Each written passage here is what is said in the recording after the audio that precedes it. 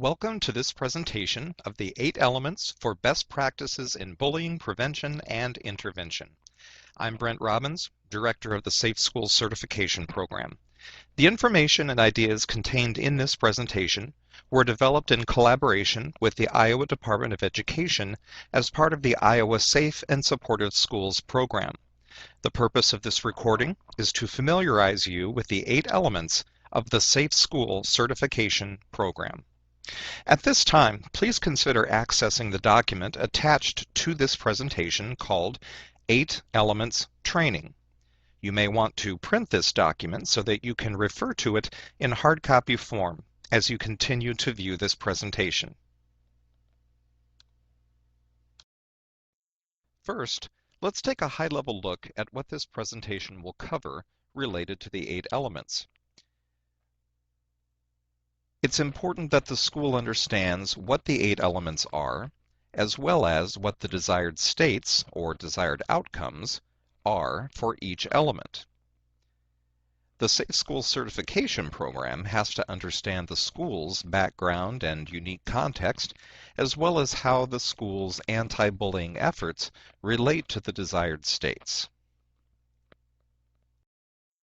The 8 elements are rooted in best practice for bullying prevention and intervention, and serve as the guiding principles towards certification.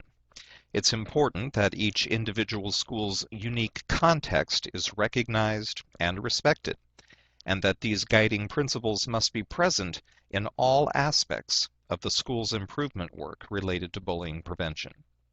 While the 8 elements provide high-level guidance along the path of best practice, the certification program's desired states provide specificity to guide the school in its bullying prevention efforts. The downloadable packet attached to this presentation outlines the desired states matched with their corresponding element. It's also important that the school knows what it must be able to demonstrate within each element as a minimum to achieve certification. As schools pursue certification, evidence and artifacts will result. The list of critical questions within each element is designed to help schools connect the products that result from their focus on the 8 elements with the standard of excellence established by best practice for that element. Each element also has a list of potential, but not necessarily required artifacts that could be used to demonstrate a school's hard work towards addressing bullying. These suggestions are offered to help the school start thinking about how these artifacts can spring to life from the work being done on the 8 elements. Finally, each element must have a summary narrative that helps synthesize the artifacts that resulted from the school's work and, in general, provides the background and contextual information that will assist our program with the task of certifying schools that reach the standard of excellence set forth by best practice.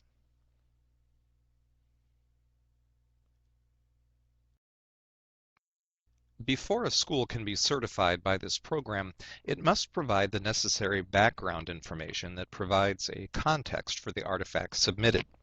The school also provides a high-level overview of the concerns that were emphasized by data sources and how they will be addressed via a concentration on the 8 elements.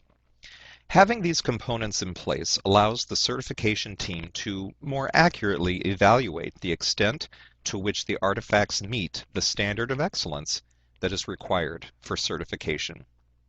As the school executes the 8 elements, artifacts will naturally develop. These artifacts are compared to the standard of best practice established by the certification program. In order to accurately evaluate each artifact, the school must provide details like which desired state or states it addresses, what its primary purpose was, and the extent to which it was successful at meeting the original target identified by data. Don't worry, we'll help you identify all of those components and communicate them so that they're easy to understand. At this point, if you haven't done so already, please pause this presentation and access the attachment titled 8 Elements Training. You may want to print this document so that you can refer to it in hard copy form as you continue to view this presentation. Now that you have the booklet, let's take a look at the table of contents. Notice that this presentation has already covered the overview information on page 2.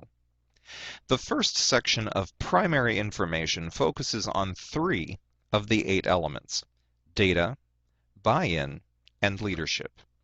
These are 3 elements that your school should already have well in place and which are important prerequisites to your work on the remaining 5 elements. Notice that checkpoint A is listed here in order to help illustrate the school's background and context. We'll discuss more about this checkpoint later in the presentation.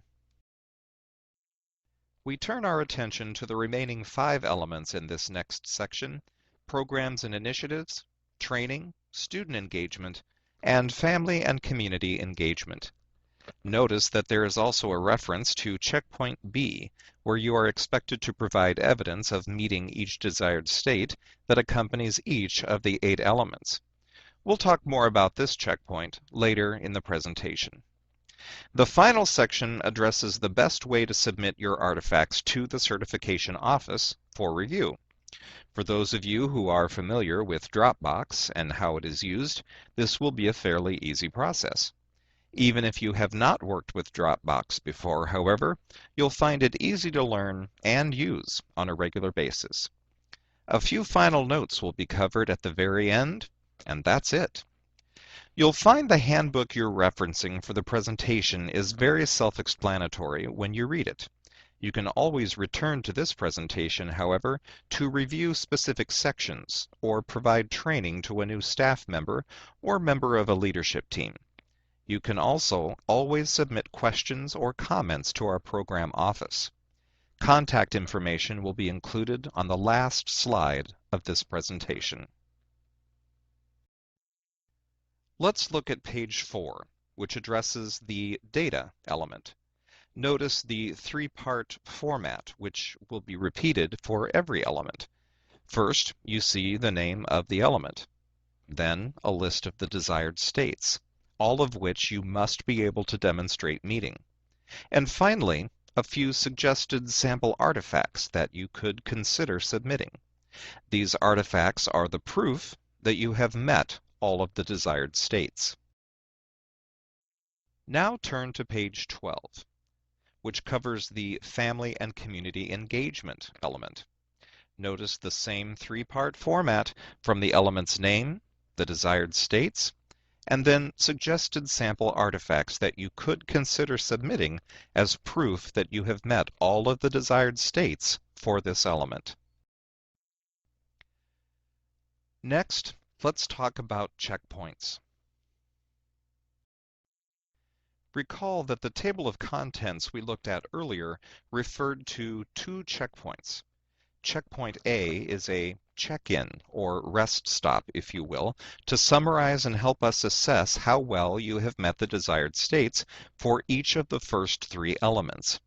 It also helps establish your school's background and context so that our certification team understands what it is about your school that makes it unique when compared to any other school. Checkpoint B has the same purposes, but pertains to the remaining 5 elements. Each checkpoint has 2 parts. Let's take a look at them so you know what to expect when you reach these checkpoints. Notice that Part 1 of Checkpoint A focuses on a summary of your school's plan to pursue certification. Here, you are asked to specify several things for each of the desired states associated with the first 3 elements. Notice the mini glossary below this table that helps clarify what information you're being asked to provide.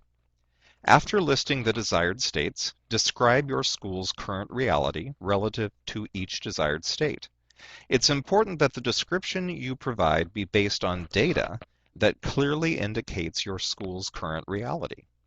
You will also be asked to describe and submit artifacts or evidence that support your current reality description. And finally, you will describe the gap that exists between your school's current reality and each desired state, including what you believe the next steps should be to narrow and eventually close that gap. Part 2 of Checkpoint A asks you several critical questions, the answers to which are important for our certification team to know. Whenever possible, we'd like you to incorporate the answers to these critical questions into your responses within Part 1 of the checkpoint. That's not always possible, however, so answering some or all of these questions on their own is acceptable. If you are comfortable putting together your school's information for Parts 1 and 2 on your own, based only on the information provided in this booklet, that's great. If, however, you would prefer a little more guidance, you may consider using the workbook that is available via the link at the bottom of your screen. You are not required to use the workbook, but you may wish to do so if you feel it helps you complete your work towards certification. Notice that Checkpoint B is very similar to Checkpoint A. For each of the desired states listed as part of the remaining 5 elements, describe your current reality, the artifacts that support that reality, and the gap you see between each desired state and your current reality. Your commentary on what next steps will likely be necessary to close the gap between the desired states and your school's current reality is important too. Keep in mind, these responses must be based on your school's data. Gut feelings and purely anecdotal notes are not sufficient.